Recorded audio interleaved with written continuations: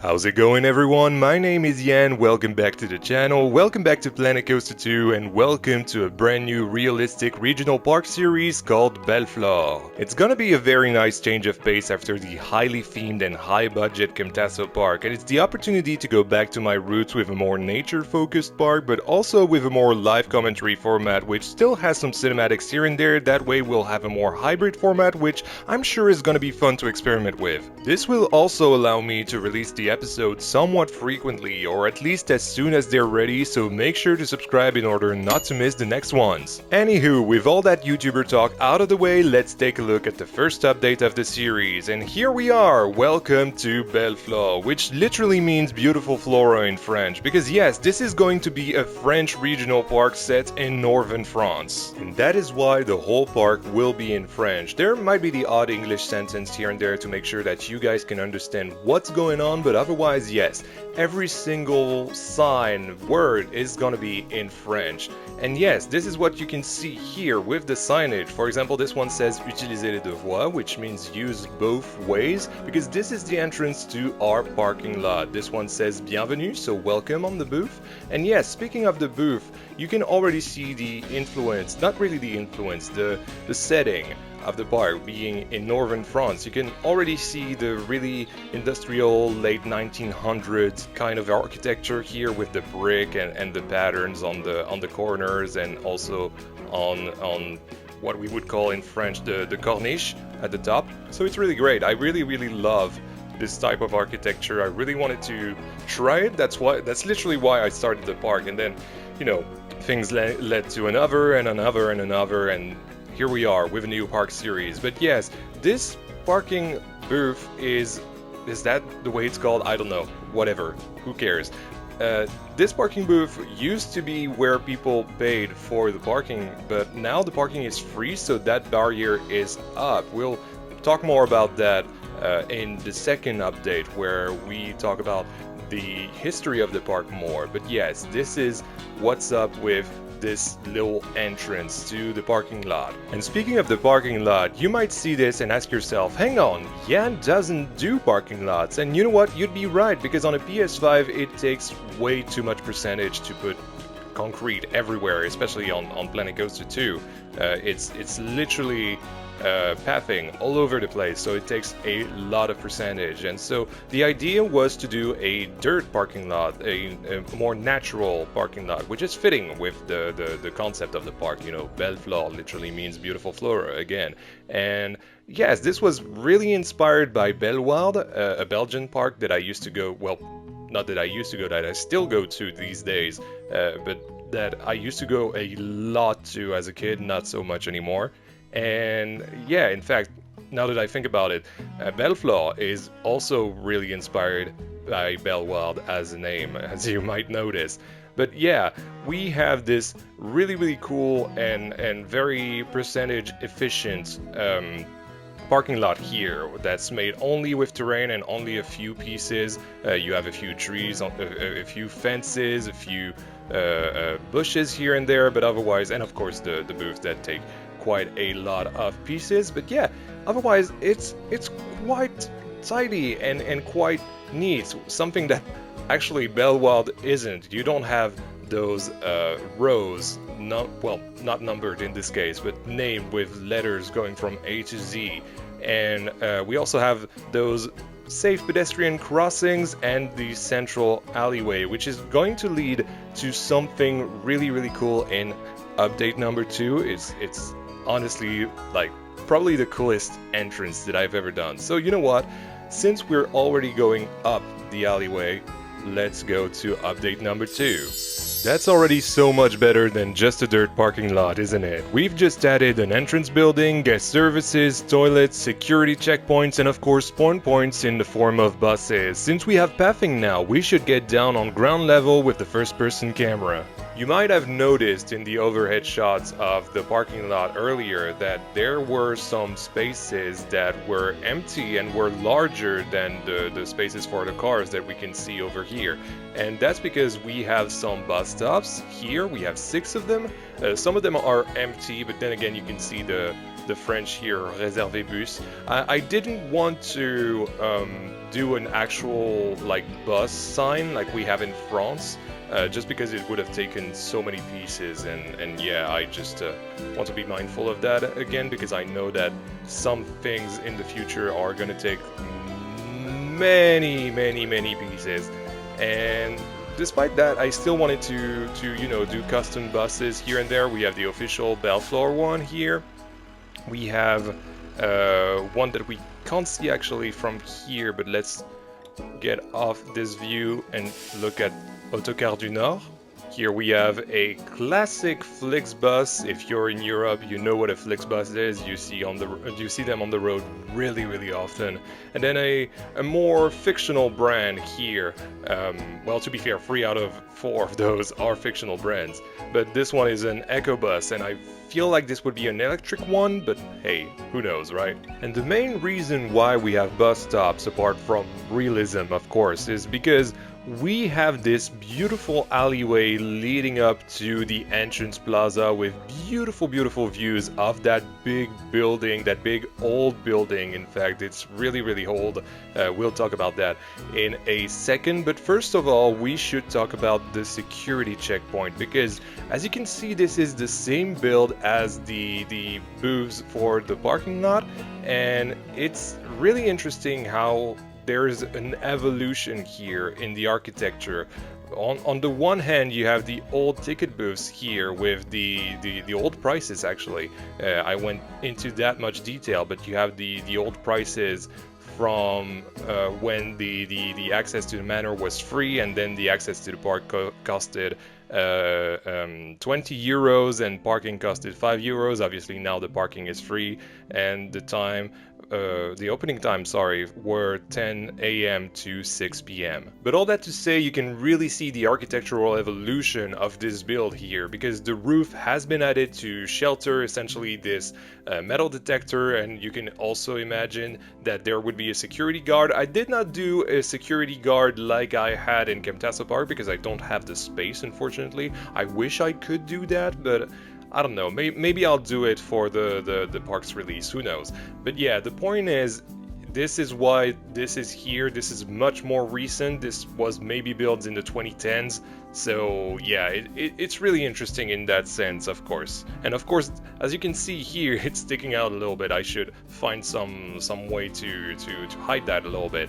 But the actual entrances, the facility, I mean, in the game, are hidden in there, much like the security checkpoints in Camtasso Park. And once you're done with the security, you have some toilets here on the left. No custom toilets this time, because in Camtasso Park it took 5% to do the toilets, and yeah, it's just something that I can reinvest in some better builds, in some more important builds, because, you know, toilets, it's just something that you see for 5 seconds, you say, oh, that's funny, and then you move on. So I thought it would be more worthwhile to save that percentage and put it somewhere else. Maybe once we're on PC, I might go back to the toilets and do actual toilets, but we'll see. We're not there yet at all. And when you're done with security, on the right side we have the accueil, which is essentially the equivalent of the guest services, I suppose. You have the concierge here. This is where you get your pass for the accessibility pass, essentially the people with reduced mobility. That's how we call it. That's what PMR means.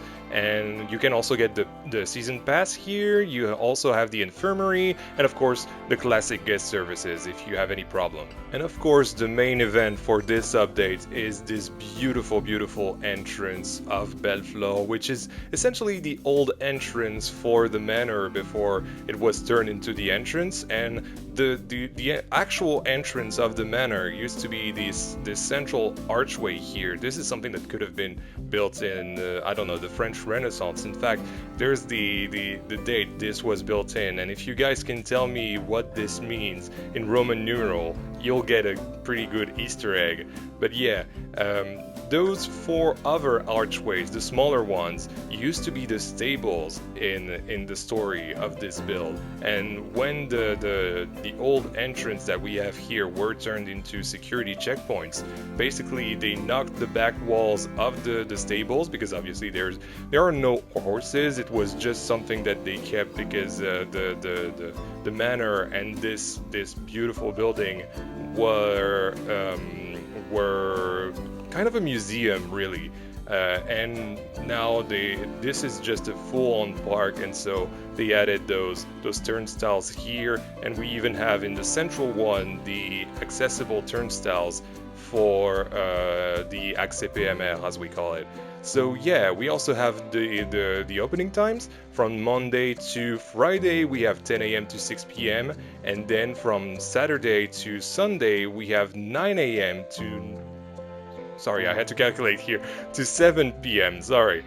So for some reason 19 didn't make sense as 7, but it does make sense actually. It's weird because usually in French I'll use that way of spelling the hours, but then in English I'll use the other one, so it's always really weird for me. And of course, something that had to be taken into account when those old ticket booths were repurposed into the security checkpoints, we had to have new ticket booths, and so that's what we have here. And right off the bat you can already see something really interesting is the dichotomy between the 2 builds here, the 2 build styles. We have this really classic French Renaissance building that we have here, and then we have this more contemporary build that we have, kind of mimicking the other builds that we have around the park, like this, for example, or like the old ticket booths actually, but you know, kind of mimicking the roof style of the main gate here, just so it doesn't look out of place. And I feel like, again, I'm really having fun with architectural history here. Is that the correct way to call that? But basically that's kind of what I'm having fun with in this park so far. And of course you have the new ticket types and prices with the one for the seniors here, so that's over 65, you're paying 34 euros, same for the children, so under 12, and for the adults you're paying, so from 12 to 65 you're paying 48 euros. For the little kids, the little babies under 3 years old, the entrance is free. Then the parking is now free as well in the more modern version of Belleflore, and then you have the season pass, which is 144 euros, which is pretty cheap with what you'll be getting in this beautiful park. Because if you thought that this was beautiful, you're just not ready for what's coming next. The biggest update of our first episode and the foundation for our park 2. In fact, I thought it was so cool that I decided to turn it into a starter map for you guys to use it. You'll find the share code for the workshop in the description. But first, let's appreciate the 135 channel supporters who allow me to make this project by supporting me monthly, as well as the 6,190 of you guys who chose to subscribe. We're on our way to 10k now, so if you're not subscribed, now's the time to click the button. I've placed this little tribute to you guys where people would see it at the end of their day. Essentially, this big gate that you're seeing here would be open at the end of the day, and they would see it as they would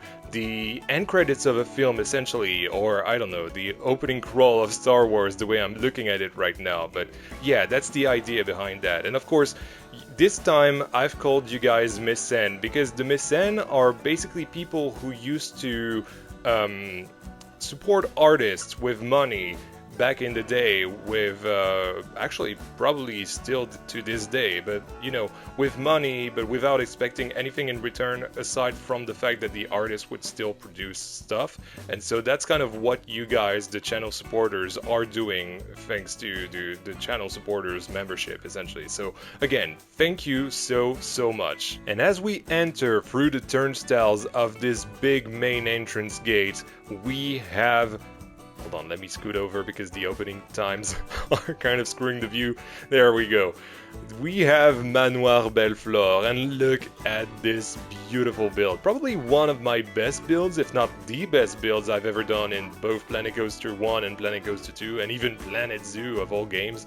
But yeah, I'm just so proud of this manor. And as you can see, just as you're going up to it, as you would with a carriage back in the day, you know, this is kind of the road that a carriage would take to basically get right in front of the mirror? Yeah, not mirror. Manor, sorry. Right in front of the entrance here, and basically just, yeah, we can get there, actually. Those are pathed as well. But yeah, this is where the carriage would stop and everything, and you have those beautiful French formal gardens that I always wanted to do, but this was just the right opportunity to do it, and I'm just so proud. I know usually they're much bigger than that, but I thought, you know, this is only a manor. This is not an actual castle. Some people would argue that it is a castle, but since it's my project, you know, I'm right. So yeah, I say this is only a manor. The manor was built in the 17th century, but during World War II, some parts were damaged, like this entrance here, so that's why it looks so much more modern. It was repaired after a while, and yes, as you can see, it's closed for annual refurbishment. And yes, that's just a cop-out, because I just... this thing is about 5,000 and more pieces, so it takes 7%, I think. It's the main centerpiece, so it was fine, right? But I still had to be mindful of the pieces I used, mainly the custom windows here that you can see, and of course the custom roofs and those patterns on the sides, but on the corners, sorry. So yeah, that's why so far I'm not doing an interior, but if I get a PC someday, there might be an interior to be planned for this, so yeah, stay tuned for that.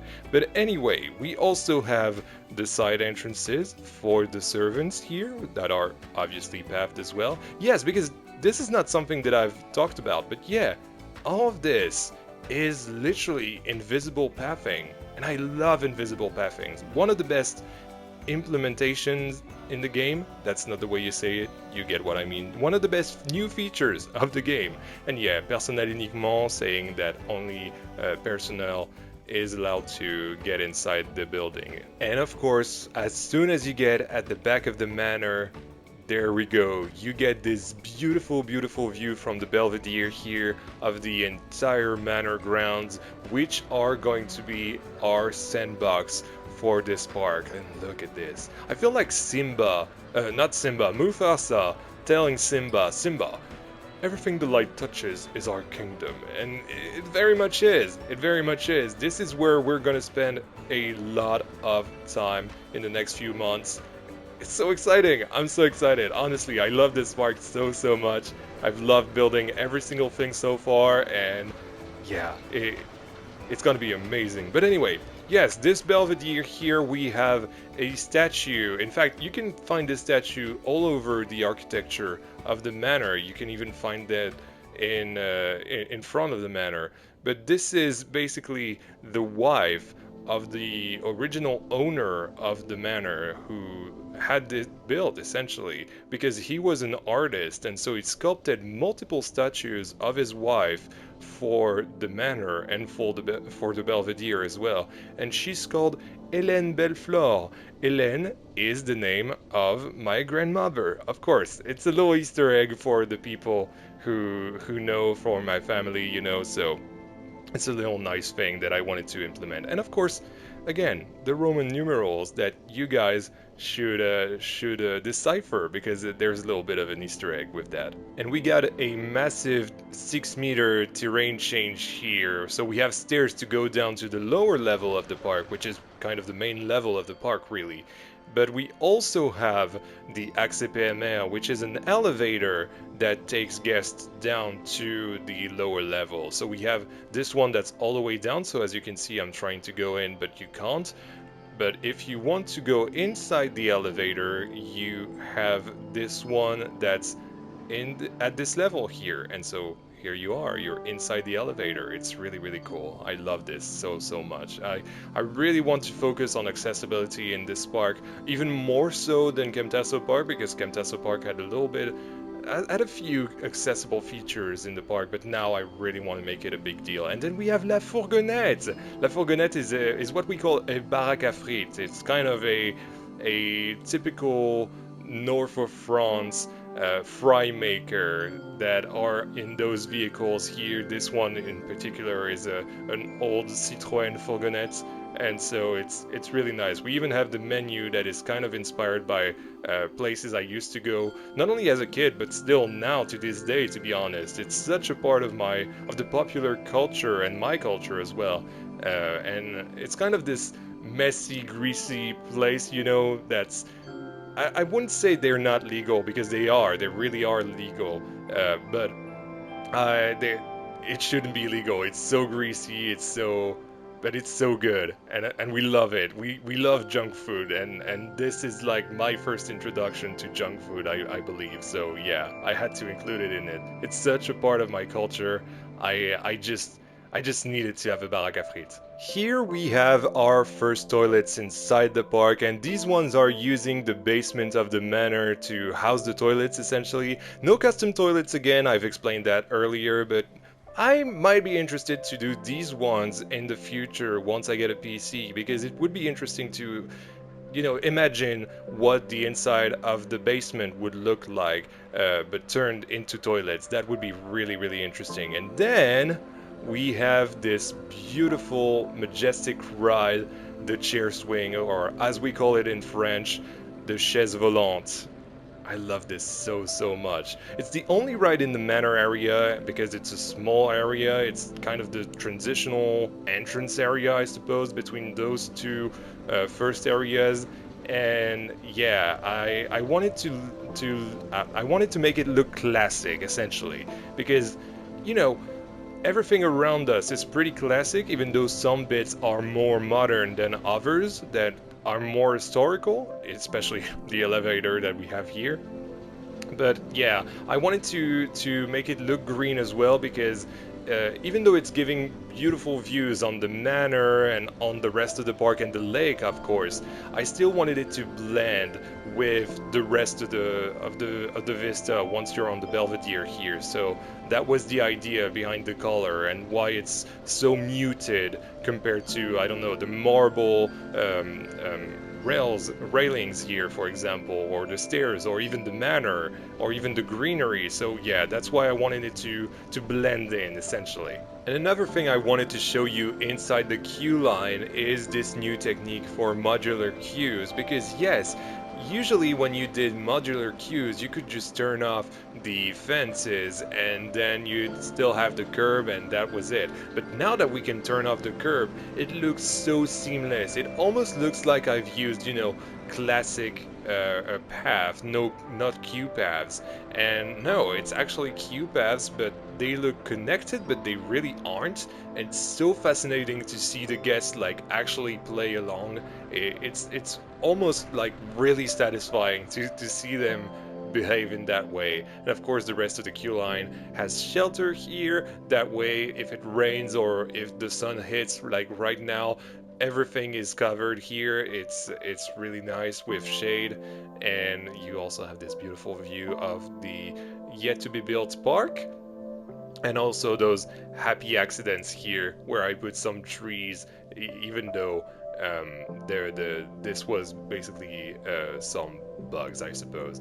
But yeah, if you look at how the queue line is made, essentially it's just like 1 meter length snap. In fact, I guess you could do it with 2 meters, but yeah, 1 meter length snap, and then you just sharpen the edges, and that's it. That's pretty much it. But let's go in the air again so that we can see what I've planned for this park, right? Because yes, as I said earlier, there are 2 gates to new lands that we'll explore in the next episodes, and probably this one first. This one is going to be themed to the north of France, essentially, with the industrialization of France in the north, and it's going to be really interesting. There are going to be trains and mining equipments and that sort of stuff, kind of steampunkish. So it's going to be really interesting, but more industrial, not really steampunk now that I think about it. And then we're gonna have a German Alpine area that's gonna be really interesting here. And after that, on the other side of the manor here, we're gonna have an American town essentially. So that's gonna be really interesting. I don't know if I'm gonna be able to do it all on console, but, and something that's really exciting, is that I'm planning to not only start this park on PS5, but also pick it back up as soon as I get a PC. So essentially that's why the park is so big and so detailed. To be fair, the park right now is already at 32%, counting all those randomly placed trees, but otherwise it's only at 30%. But yes, so that's why I really want to take my time with it. I really want to make everything as detailed as possible, and we're going to go back to some things to make sure that everything looks pristine and realistic as much as possible. But otherwise, yes, this is the goal with Belleflore. Belleflore is my biggest series yet. It's so exciting. I cannot tell you how much I am excited right now, but guys, this is absolutely amazing. I hope you've enjoyed this episode, because I've enjoyed building everything that you see on your screen right now. And voila! This is all I've done for this extra large first episode of Belleflore. This is a labor of love. So much work and passion goes into this, and if you'd like to see it completed someday on a PC, consider becoming a channel supporter with the link in the description. You'll have early access to new episodes, sneak peeks at the new additions to the park, as well as having your name featured at the end of the videos and in the park too. All of that for only €2.99 a month, which is not a lot, and the more supporters there are, the longer I can keep doing this as my full-time job. And of course, if you've just found this channel thanks to this new series and you've enjoyed it, guess what? There's plenty more where that came from, so make sure to subscribe, like the video, leave a comment down below, and why not even share it to your friends. But for now, this has been Yan, you've been awesome, and I'll see you all in the next episode of Belleflore.